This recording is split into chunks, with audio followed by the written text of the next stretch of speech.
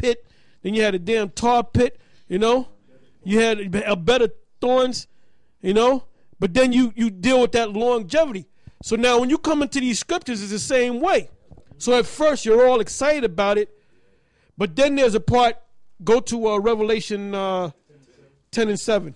And go ahead. And then go to the precept where the bitter part, you know. This is Job chapter 2, verse 10. He said, but he said unto her, I'm checking it. Then he said unto her, this was he was talking to Job's wife, thou speakest as one of the foolish women speaketh. What? Shall we receive good at the hand of the Most High? And shall we not receive evil? In all this did not Job sin with his lips. So like Elder Tahar is saying, you're going to have ups and downs in this truth. You know, you're going to have situations that are not going to be comfortable for you. And then sometimes, man, the truth feels like you in heaven, man. You know, when the Lord gives you a revelation or something, man, you like, damn, this is beautiful. The Lord's working with me. But it's not like that all the time. Sometimes feel like you're in hell. Yeah, most times. Most times feel like you're in hell. That's right. Exactly. Now, this is the book of Revelation, chapter 10, verse 9. It says, and I went unto the angel and said unto him, give me the little book. And he said unto me, take it and eat it up, and it shall make thy belly bitter, but it shall be in thy mouth sweet as honey. Yeah, so the part where it says that belly bitter, that's talking about when you digest it. You know, there's certain foods out there, when you eat it, tastes sweet going in, but there's a bad aftertaste. So when you taste this book, it's sweet to you, but then there's a bad aftertaste, but it goes into your belly. So you have to, endure it, right? So look up the word bitter. The Greek word for bitter. Strong's G, 4087, pikrino. Pikrino.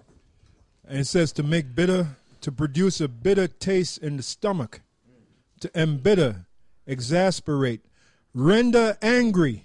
Remember the 14th Street Dairy Queen? Said, right, but you know what? Now, he said that we're bitter and angry, right? Bitter, angry spirit. Well, why do you think we have a bitter, angry spirit? Because we done took these scriptures and we done digested these scriptures in our bowels. That's right. And that's why we're bitter and angry. And you don't seem to be bitter and angry. You know why? Because you nibbled on the scriptures, man. That's right. That's literally what I'm not saying it to be funny. He nibbled. You know how you nibble and shit? You know, you take a little of that, you take a little of that. It's probably how he eats, too. He's like a real fairy. He probably like a bird. He probably drinks his food out of a straw, man. That old bitch ass nigga. It says render angry, indignant, to be embittered, irritated, bitter, angry spirit. Those guys with that bitter, angry spirit. Right. Hey, part of the reason why we're bitter and angry too, because we go out in the wintertime, unlike you. Yep. But guess what?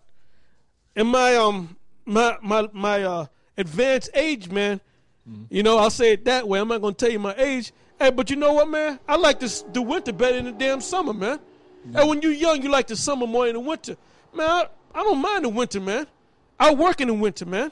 I'm always out in the cold, man. That's right. Hey, man, I was out there walking, and I had a T-shirt on, and it got nippy, man. Everybody had their jackets on. I had a T-shirt on. It wasn't bothering me. I know that it's cold, but I'm used to that, man. Right. I'm used to that stuff. Unlike yourself, man. Now, one of your men, the pillhead nigga, he got a head like a pill. He came out there, and he was talking shit, and he mentioned my name. He said, look, Tahar, just because we don't go out there in the winter, we ain't trying to prove nothing to you. I said, no, you ain't coming out there to prove nothing to me, man. Right. I'm cutting you because the Most High told you to go out there in the winter, man. That's right. Meaning be instant in season and out of season. We saw you go off, and we got on your ass, and we cursed your ass out. That's right. But all that winter, you had to deal with that shit, and you didn't go out all that winter when you were getting cut half of the winter. So now that it started getting nice out, now you guys come out, man. That shows you ain't diligent about that, man. Yeah. That's what the word diligent means, man. That's right. You half-ass, man. The Most High ain't dealing with half-ass people. give me a revelation right quick. You know what I want, brother? Revelation 3:14. If I can make mention of this, this word bitter, when you look up on the Thayer's lexicon, the word there is amarico, and that's where you get the word America So you get from. the word right, exactly. Which exactly, America means exactly, bitter. Exactly. Speak on the mic. Yeah, I was saying a synonym for the word cold is bitter. Like you say, it's a bitter cold or bitter winter. All right, so it all fits within the Right, spirit. that's right. Bitter, cold, bitter winter. Can. That's right. That's right. That's why the scriptures say, instant in season, out of season, reprove, rebuke with all long suffering. You know, because when you out there in the cold, you suffer, especially when it's bitter cold out there. You know. And when he said be instant, and the word instant means to be ready. You got to be ready to go out there in the face of cold, man. Right? Which we are. When we go out there, we ready. So, all right, I got to throw on some extra shorts or whatever, maybe some long johns or whatever the case is, and all right, let's go out there to the battlefield. You got to be ready for that, man. Yeah, like making a reference to the UFC, right? Now, when those top level UFC guys train, when they get somebody into a Kimura, Americana or whatever, leg lock, guillotine, whatever. What they do, you know what they work on? They work on feeling that pain and building their pain threshold, their tolerance, right? Like this is what I heard about Rickson Gracie, which is the older brother of Royce Gracie. Now, what he does is he allows Brazilian Jiu-Jitsu black belts to put him in a full choke. I mean, he'll let him put him in a full choke, and he'll say, choke me out. And they can't choke him out because of his pain threshold, and he knows how to properly breathe and so forth. So it's the same thing with this right here. The Most High is seeing what you're made out of, man. That's why he said, go out there in the wintertime, go out there in the summertime, in season and out of season, man. So you came back and switched it around and said that, you said, well, look, I'm not going out there to prove anything to you, Tahar. And then you ain't proving nothing to me, man. You proving it to the Most High, which obviously you failed. Okay, you failed miserably, man. That's why you out there now talking shit. All right? This is Hebrews 5:12. For the time you ought to be teachers, you have need that one teach you again, which be the first principles of the oracles of the Most High, and are become such as have need of milk and not of strong meat. For everyone that useth milk is unskillful in the word of righteousness, for he is a babe. But strong meat belongeth to them that are of full age, even those who by reason of use have their senses exercised to discern both good and evil. And you guys can't discern between good and evil. Because now, Nate, you're always talking about keeping the law, right? It tells you in Deuteronomy 22, where it tells you about if you see a damsel out there and she's not betrothed, and you lie with her, and you go to her father and you give the father 50 shekels of a silver because you humbled her, right? Now the word humble is from the Hebrew word. Got to go back to the Hebrew.